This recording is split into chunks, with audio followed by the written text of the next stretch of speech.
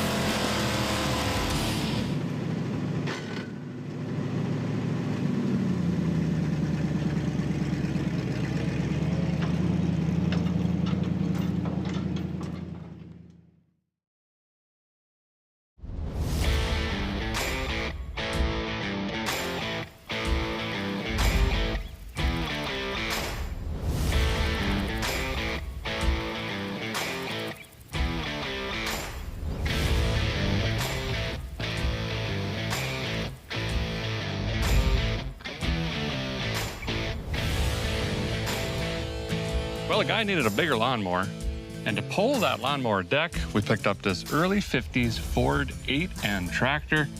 It needs a little work, currently not running.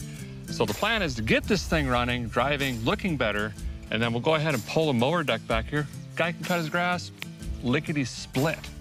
Now, the Ford N-Series tractor was produced from 39 to 52, and this is a 50 to 52, and we can kind of walk around this, look at it a little bit closer, see what we're getting into, and I'll show you some details which makes the 8N different than the 9N and the 2N tractors. I don't know, we'll start over there somewhere. So like I say, in 39, the 9N tractor came out, and it was revolutionary. I mean, it really just changed agriculture completely. Ford went on to say, basically, their competition was the horse. So if you could think about farmers going from a horse to this, it was absolutely phenomenal. And they went on to basically say, paraphrasing, we're making this tractor for people that are not mechanically inclined, meaning they're very easy to operate, maintain, and repair, and that's what made these legendary. The 8N tractor here went on to be the best-selling tractor in North America. They made over 530,000 of these. So some people get confused between the 9N, 2N, and 8N because they look really similar, but there's a few key things that you can look at on this tractor and tell right away it's an 8N, one of those being the running boards. That was an upgrade there. This also has a 4-speed transmission, which the 9N and 2N didn't. The clutch linkage, you could tell that this is a late model versus like a 47. This would be a 50 to 52. And there's a couple things on the other side that I could show you as well, kind of give us a year indication. So this engine looks really complete. We got a fuel make it happener, the ignition system seems to be here. And speaking of, we can see a side mount distributor over here, and that also tells us it's a 50 to 52. The earlier models, the distributor was a front mount up here on the front. So there's another indicator there. Also, this back here is called a position control, which runs the Ferguson 3-point system. The Ford 9N was the first mass-produced tractor to have a power takeoff, or PTO, in this 3-point system, again, making them really versatile. You could pull pretty much any implement with this. And one of the final indicators, and there's a lot of them, but these are just ones that I picked up on, is you can see this nice Ford script on the fenders here. So all in all, this thing's complete. We've already got a PTO adapter on this thing. And the biggest issue I noticed earlier, come over and look at this. It's not good. Some sort of flying creatures in here. So remember episode 1 with the Ford Galaxy? We had a little bit of putty on the block. Block was cracked. Well, unfortunately, this entire block in here is made of, well, was made of putty that is doing absolutely nothing. So this block is also cracked and therefore useless, unfortunately. I still say we try to get this thing fired up. It would be nice to make sure the transmission works, the brakes. I doubt the electrical is going to work, and that's going to be pretty much the extent of it. We can haul it or tow it or something back to the shop, blow this thing apart, and make it much more gooder. This rig actually has a 12-volt conversion, so a lot of these had generators or a 6-volt system. This is a really common upgrade. Yeah, you snap on an old one-wire kind of GM style charging whirler there. Then you get a bigger lightning cube to spin this puppy over. It just makes starting them a lot easier, especially in the winter. Oh, I gotta delete on these spiders, whatever they are. We have a torch, brake clean, something. Hello.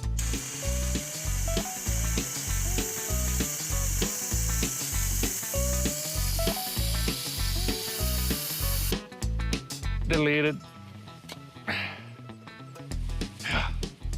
Boy, the wiring on this thing is just messier than Fergie's national anthem. What is that? Boy, we got all the battery. Okay. For some reason it smells like brake clean, really bad. I'm getting a little woozy under here. This is an updraft carburetor, and it's gravity-fed fuel from the tank up here down into that carburetor, and then it uses vacuum. So we're turning the fuel on. So that should now be flowing, and I'm seeing particles and sediment and dirt, chunks of acorn, and I think that's a pine needle.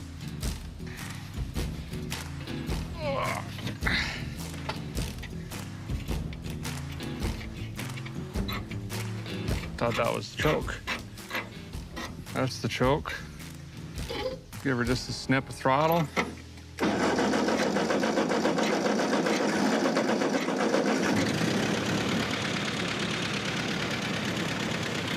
Well, it's a runner. Until I killed it. Wow. These old flatheads are hard to kill. They really are. Oil pressure gauge works. We got oil pieces.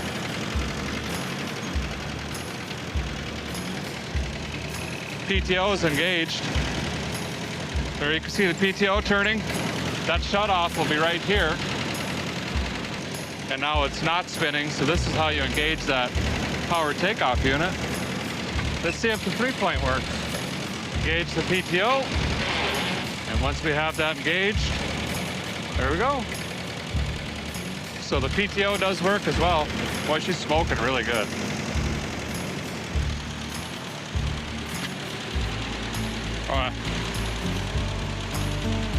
Definitely compression in the cooling system.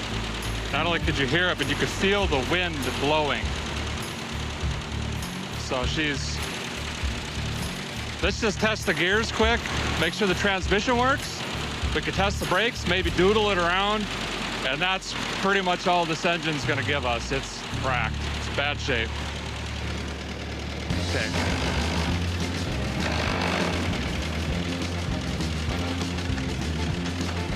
Wow.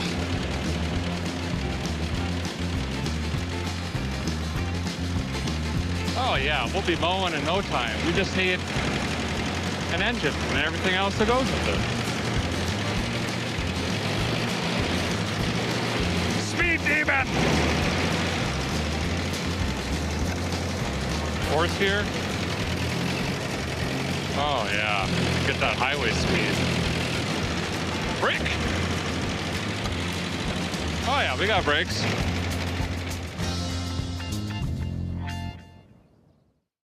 Well, we have a running, riding 1950 to 1952-ish Ford 8N tractor.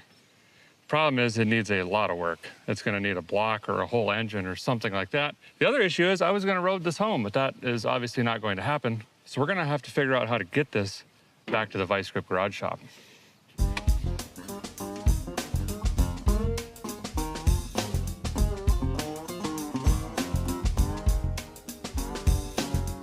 Well, I found a tow hitch.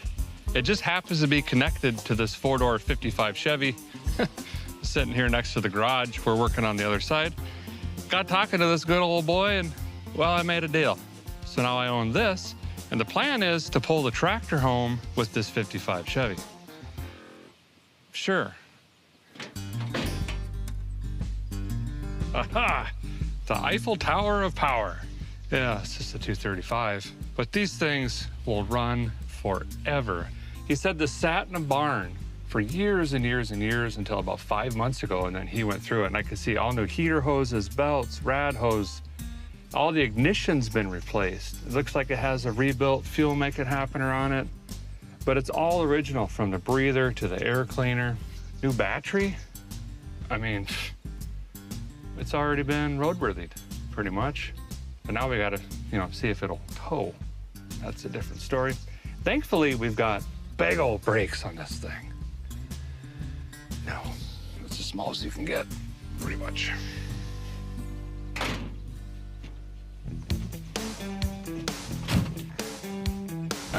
Now I gotta tell my wife. Oh boy.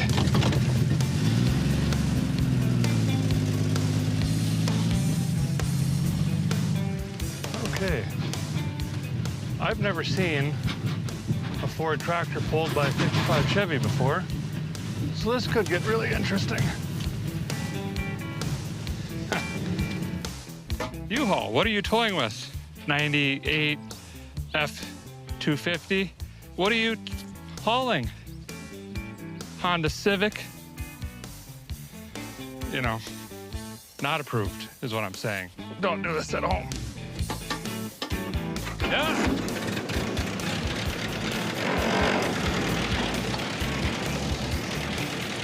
Clutch is a little spicy.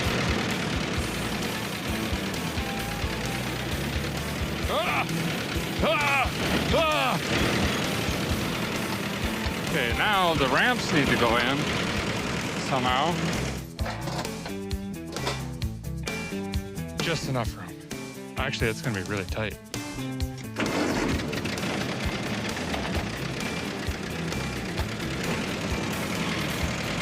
Oh, but what happens when it turns? One way to find out.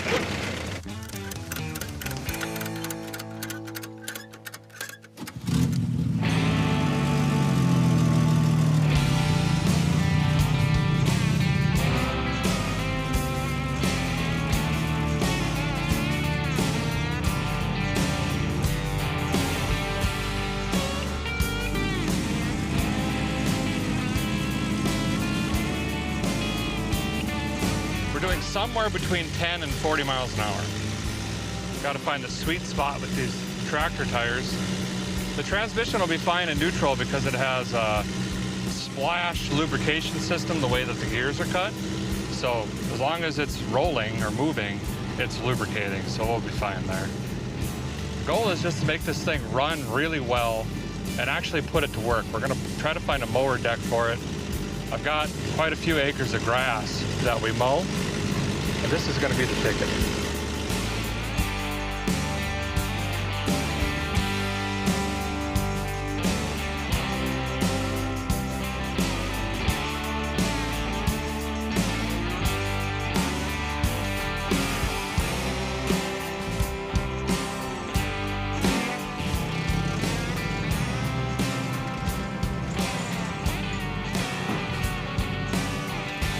Well, we made it about 50 miles of the Vice Grip Garage Shop here. Now it's time to get the tractor off of the tow dolly in the shop and just blow this thing apart, see if we can build it better.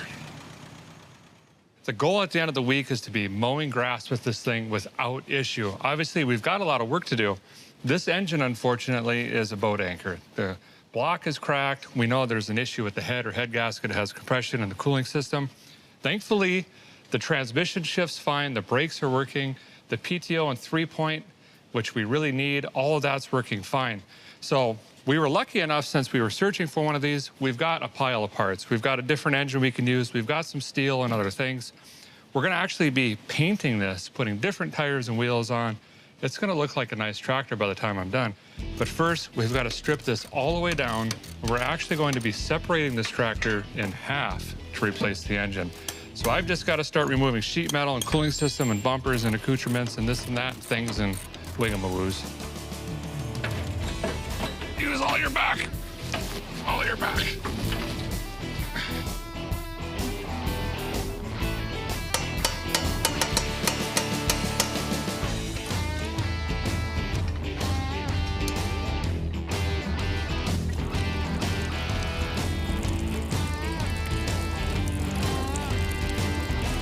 So as you can see, we're stripping this down. We're quite a ways into it now. One of the unique things about old tractors is the engine block itself is essentially the frame. So we have the front suspension here, it pivots off of this, goes up and down like this. And then we've got the radius rods here, but all of that is transferred through the engine block itself. Behind that is another block, that's the transmission. Behind that is the transaxle rear end. So there's essentially 3 big Lego blocks that connect together. Fortunately for me, we're only taking the front half off. Now what makes some of these tractors even more unique than this, the 2 end, for example, that came out in 42 because of wartime efforts, is some of them had, instead of rubber tires, they had steel tires or steel wheel structures. They had no rubber whatsoever in the rear. Well, we had a rubber shortage. And they didn't even have batteries. They were a hand crank. And we could see that down in here. It would pass through this. You would hand crank it just like a Model A Ford car or truck. And then they had a magneto system instead of that battery. So very, very minimalistic and just a very simple structure. What I'm doing right now is jacking this up. We've got to get this front end disconnected. We're gonna brace up the transmission, take out all the bell housing bolts, and we're gonna try to split this thing in half as gracefully as possible, which means you're about to see a tractor bounce off the floor in my shop.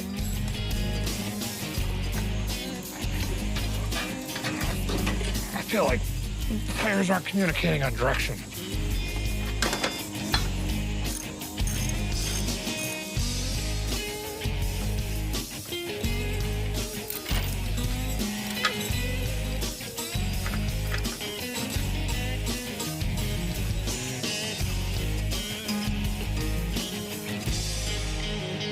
So believe it or not, that was actually the easy part. Okay-ish, junk. Now I gotta take some other gooder-ish and hook it back to okay-ish and try to make a tractor again. And I really do wanna paint this. I was being serious about that. So spray the chassis first, then do an entire engine reassembly, paint the tins, put everything back together. It's gonna be a really busy process, but stuff is missing.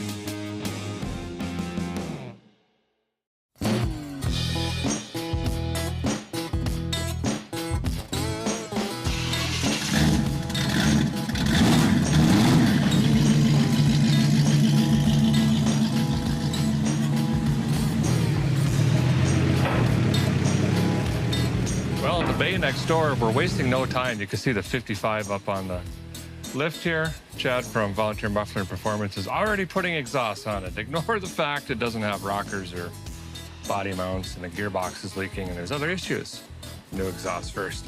Over here, you can see we've got our new engine. This is allegedly rebuilt, hopefully not just Craigslist rebuilt. It is an 8-end block, also has the side mount distributor over here. So in theory, we should be able to all this and this and this. We do have some other new pieces, like the starter just fell apart in my hands. I'm gonna clean this up, this mount, put this on the engine, and then the order operation is just to get this right back onto the tractor, get the front wheels back on this thing, bolt it all back together, so we have a rolling chassis again, and then more confusion and not knowing what's next after that. Gotta get the splines lined up perfectly here in order for this to slide in and mate. Well, crying in the mud. And I gotta make sure to keep this clutch centered, so I can't be roughhousing in here. So it's a delicate but firm, but soft, but aggressive procedure. And it's really fun doing it by yourself.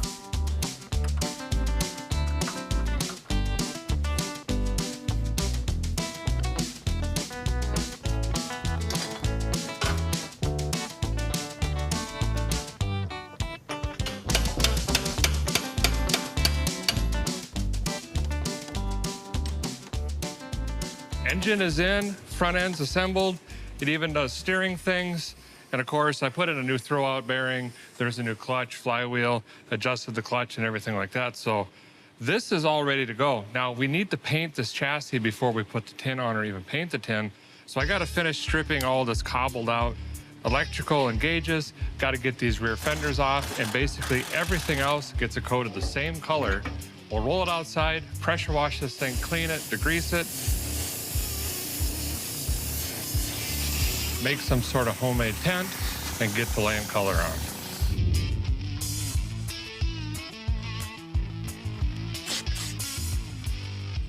So we got the tractor pressure washed here, and we just got done wiping it all down with basically a wax and grease remover in preparation for paint. Now, I know all of you are expecting to see this beautiful red and gray combination paint, which was the 8N.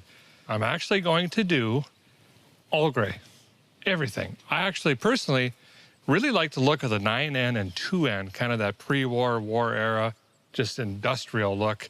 You know, Ford was heavily involved in manufacturing, producing wartime equipment and everything else, and they shot it all with that gray. I'm gonna use a rattle can here and just get into all the really tight spaces and hard to reach places, because I'm gonna be using an HVLP gun, and you can't spray them upside down, and you can only spray them briefly horizontal. Then I'll come back with a gun and put some really heavy coats down. We're gonna have matching tires and wheels. We're gonna be painting up some new tin as well. When I'm all done, I promise you, even though it's an 8N, it's gonna look sharp.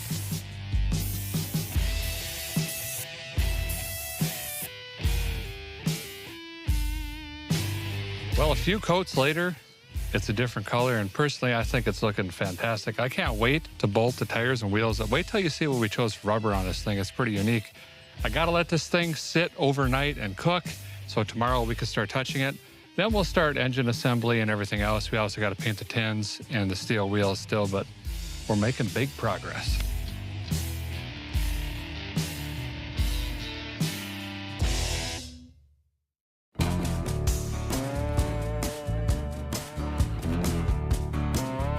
So last night, guy got this thing painted. We rolled it in and let it dry overnight. Now today, I'm kind of picking away at it, putting this thing back together. We started by putting this engine on top dead center. Normally a pretty easy process if you have the crank for this, which I don't. So we had to use the flywheel and a pry bar and slowly roll this thing over. We used the wire down the #1 spark plug hole until we can feel that piston come all the way to top dead center. Put a new starter in it, starter relay. We got the generator bracket on. I'm gonna be putting another 12-volt alternator on this thing here in a little bit. Got new gauges in this, including the tachometer, which was an 8N feature driven off of the governor. So you can actually see your PTO speed and RPM of your engine, which is pretty nice. If you have something like a finish mower or brush hog, they like to operate in a certain range, or you're not gonna get good performance out of them, or you can really just tear them up. So I'm gonna continue putting on the charging whirler here. We got to get an exhaust manifold intake, carburetor, which I just kind of sprayed up, kind of touching these parts up with a rattle can if I need to, but it's coming along pretty good. Next, I got to get the tin painted because I need that front hood. We need the hood to hold the new fuel tank so we can get this thing running, I don't know, hopefully tonight.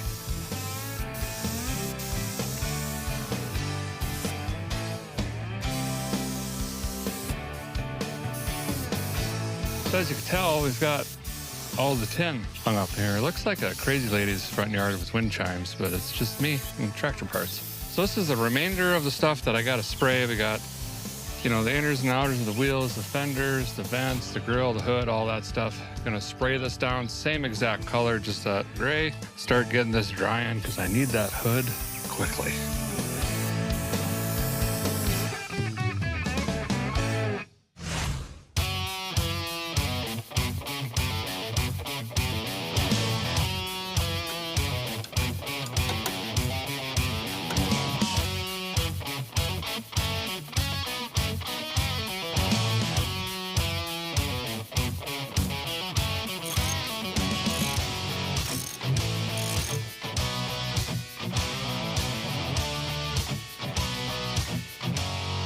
Well, we got the new radiator in, and while we were at it, I added a shroud and went to a 6-blade fan instead of the orig 4-blade fan. So we got maximum cooling capacity since we're down here in the south.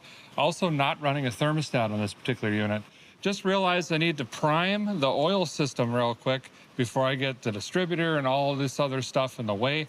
Now I'm gonna do that by taking this cap off. There's an access hole to the right of the side mount distributor. It's gonna have a plunger and a spring in here. Now I'm gonna get an old oil can. I'm gonna pump 90 weight oil in there, quite a bit of it.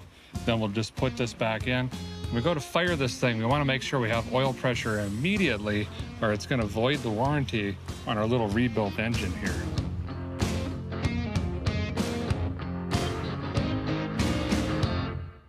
So late last night, guy got a little antsy and did some performance modifications. We put a 6-speed transmission in. Not really, but the B&M handle, you know, looks pretty cool. And this is just a run-of-the-mill steering wheel that I put some varnish on, clear coated, and cut the center out of the old original steering wheel, and then grafted that onto this and bolted it down. And man, did that make a difference as well. I've got a few other things on here, the oil filter canister, the battery, some cables, the governor. This thing should be running by tonight if we're gonna stay on schedule.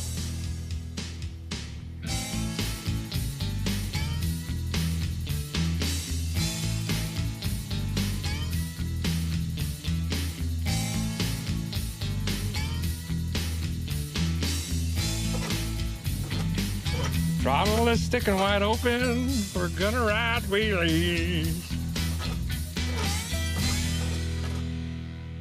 So the gauges we got on the line for the tractor are not of American thread design or calibration or anything like that.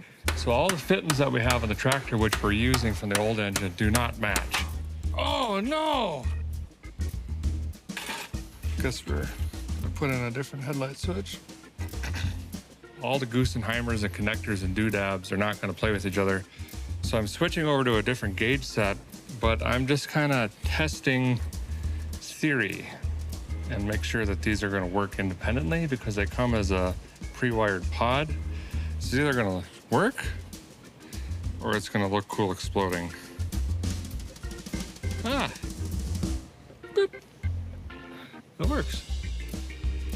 Beep. So we're going to be using these. These are by New Vintage, and this is one of their classic series. It's got a domed glass on it, kind of old school font in there. I think these are going to look period correct and really cool, but they're all electronic, including the oil pressure. So we'll be trying to wire these in instead.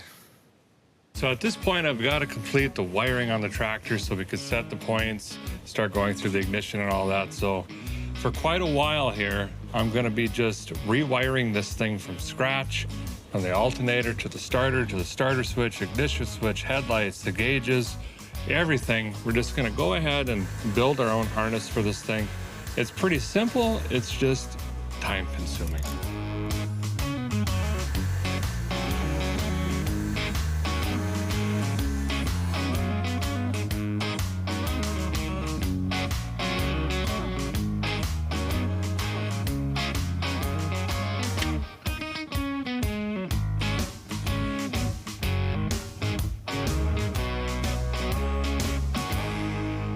So the wiring is finally complete other than wiring in the front 2 headlights, but I've got that wire here ready to go.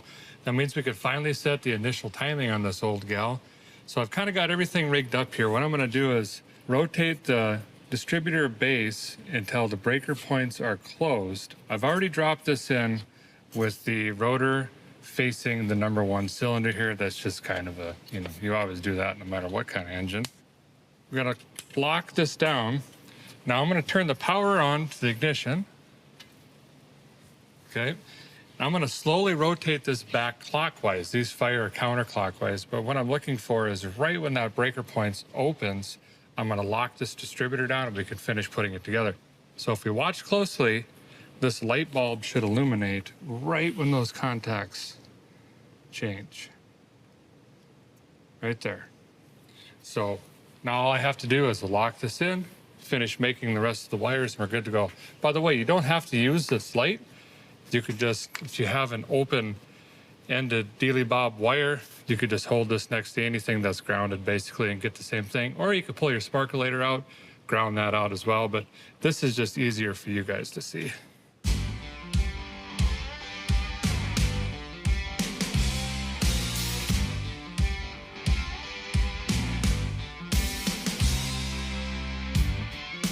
Basically, once I get these oil lines figured up, we could put the hood on this, hang that fuel tank, run that fuel line down to the fuel make it happener here.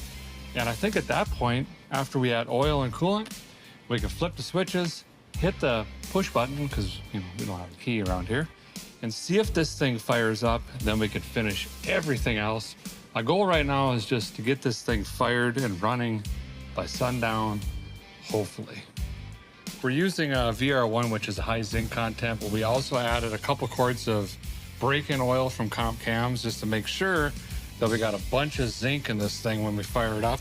Again, this is a brand new engine or rebuilt engine, so we really have to make sure that the rings and the camshaft and everything get broken in correctly. Finally got the oil lines figured out. We've got a street elbow into an adapter, into a 7/16, into a homemade line, into a T, into another street elbow, into a barrel, into an electronic oil pressure sensor, into another line that goes over to another fitting into the oil filter. But it's working. Right now, we're gonna go ahead and muscle the hood on. I'm gonna use the guy that's holding the camera you're watching to help me sanding. He's gonna help me put this hood on because I need this fuel tank down to that carburetor. And then we're gonna turn the key, well, push the button. Hopefully this thing lights up. This is the art of bending. Those are radiator fins you hear squishing.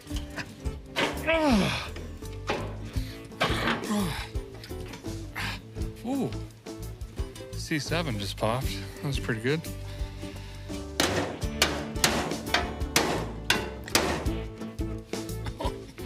My paint. This hood is just absolute pure garbage. Whoever made this needs to be audited, I swear. I swear it.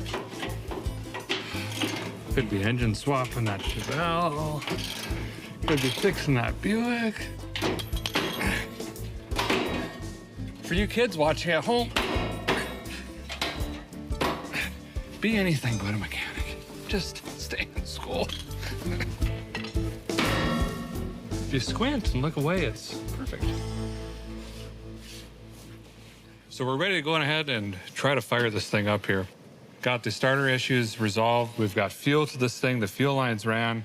This is a whole new setup, so I don't know the configuration. And when this does fire off, it's going to be loud because, well, as you can see here, you know, straight manifold, just because. Also, please don't ever stand in front of a tire when trying to start a tractor. Here we go.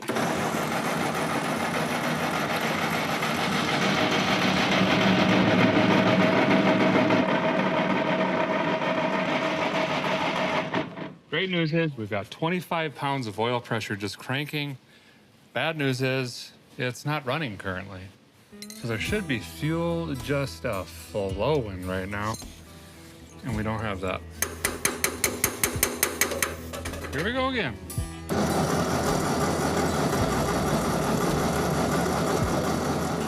There's two possibilities. A, we didn't feel any compression whatsoever when turning this over, which should have blown our finger out of the spark plug socket hole. Two, we're 180 degrees off on timing, which is probably not very likely because I followed the valve train. So we're still gonna blame it on the Evil Bay fuel make it happener. Pull this thing off, see why the needle and seat is stuck, free that up, put it back on, and then give up for the night.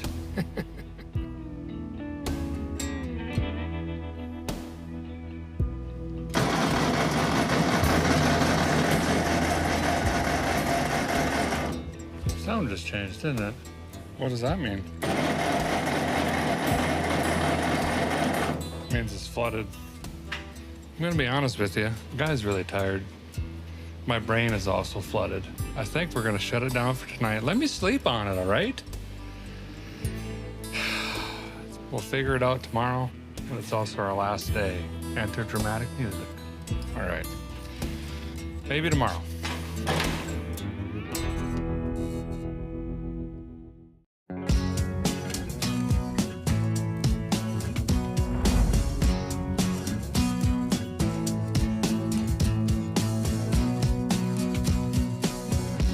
I just sat here pretty much all night and just gazed.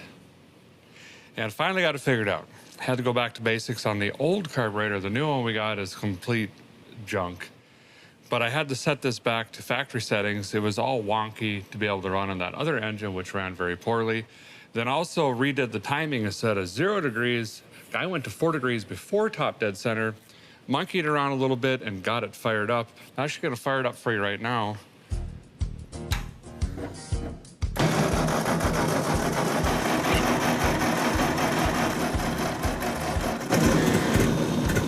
You can do it, tractor.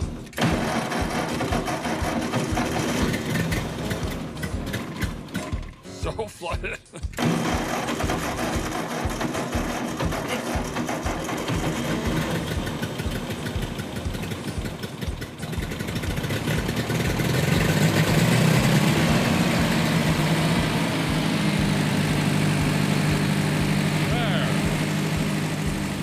Right now I'm gonna move on to painting. I got a motor deck for this thing. And it's actually really cool, and it's a testament to the Ferguson 3-point. We're still using the 3-point on new equipment. However, we're gonna spritz some paint on that so it matches.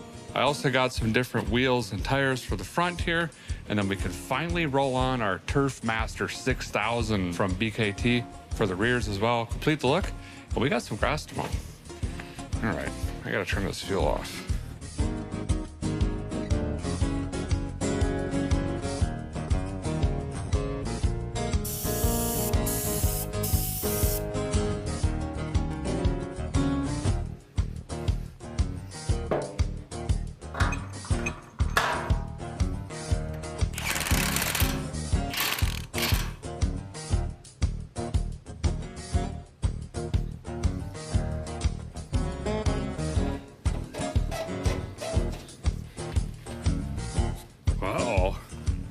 So this is a tire I'm trying to go with here.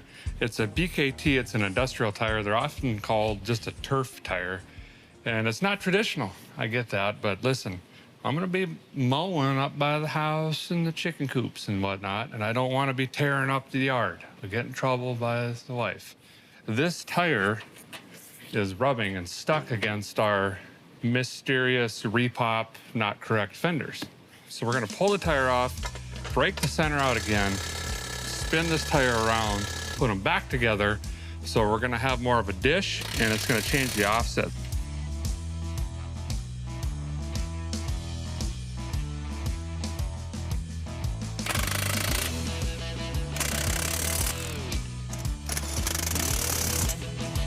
So the front here, we went from the original 16-inch wheel, and pretty standard looking tractor tire, to this big 19-inch.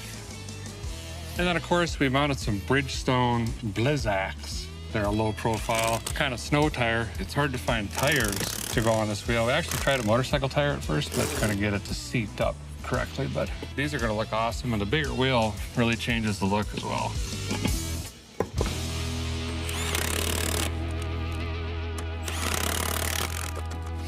All right, list complete.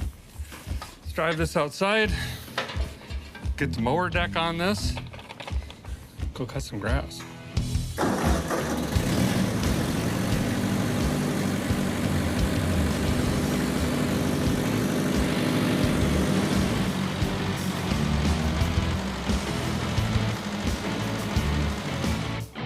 So again, this 3-point system is legendary. Tractors are still using it today.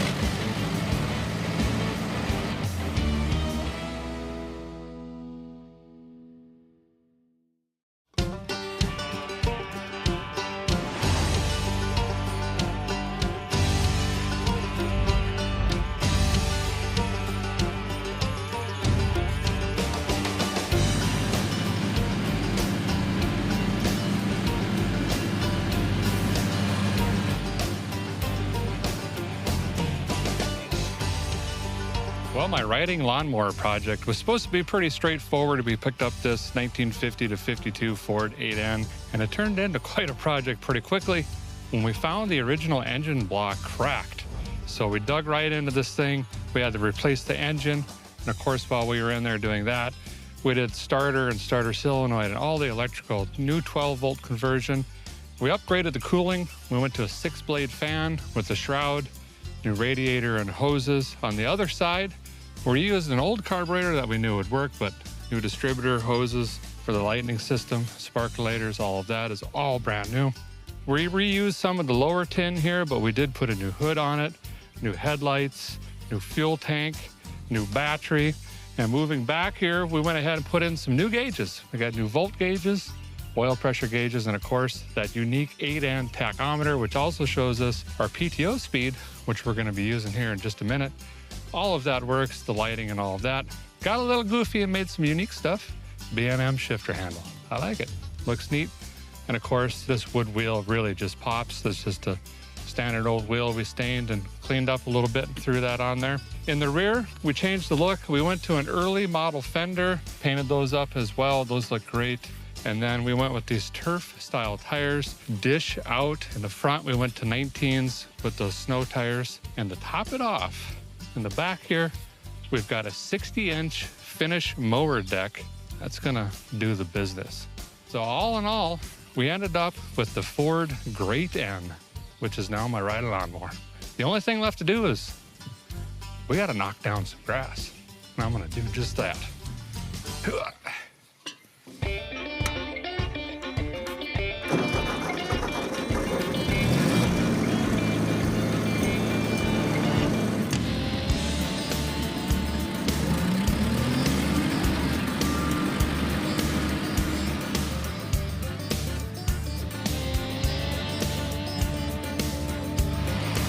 It's crazy what people are spending on zero-turn mowers these days.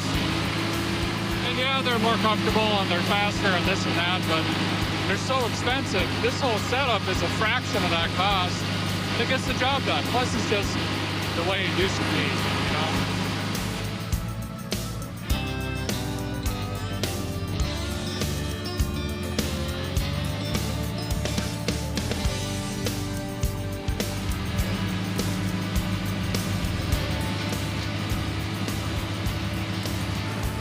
Going to try third gear out.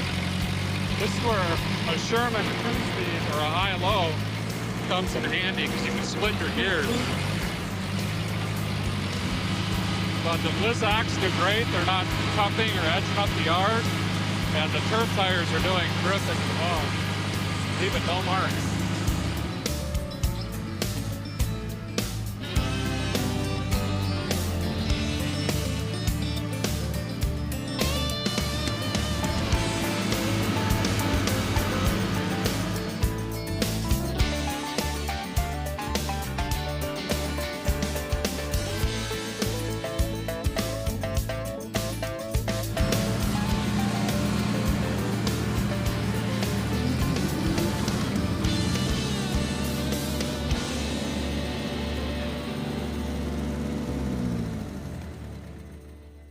Unfortunately, a faulty freeze plug has shut us down. It blew out the block and we lost all of our ice cube juice, so we can't run it anymore. So guy's gonna have to drag her back to the shop, dig into it once again, get this thing patched up. I got a lot of grass to mow. That's gonna do it for this episode of Roadworthy Rescues, but stay tuned, there's plenty more to say. Wonder if I could limp it over there. No, we better pull it.